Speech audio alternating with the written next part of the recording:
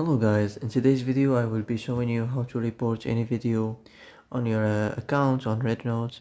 So as you see here, you will find this Rednote.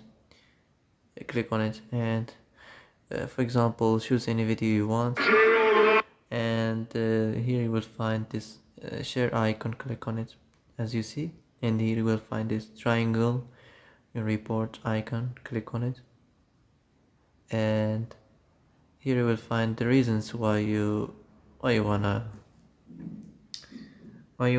report, and that's it.